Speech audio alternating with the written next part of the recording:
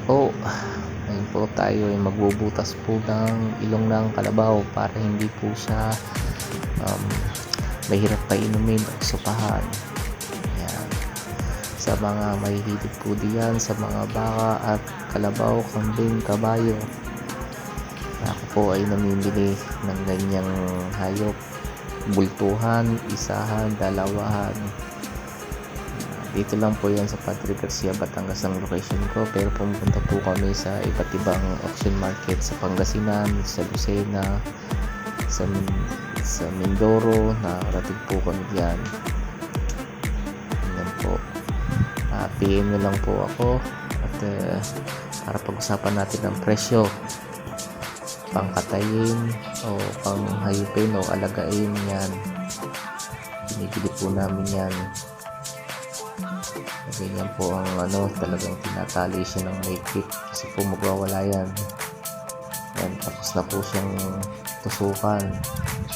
Medyo masasaktan po yan, sakit pa ang ilong ng kalabaw pag po nasala ng ng tusok. Yan po ay madugo, kaya doon po tinutusok sa may bandang gitna, hindi po sa may manipis, at madali rin po siyang mapipigtas. Nawawala ang kalabaw pagka ganyan po. Niyo po yan, mag-subscribe na po kayo para po updated po kayo sa mga presyo po na mga binibili kong baka at kalabaw, pati kambing, bayo.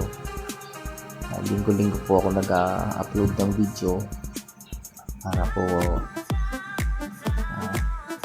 marami tayong na presyo. Subaybayan natin ang presyo ng mga hayop. Yan, tapos na ang aking dalawang bayaw na mahihipag.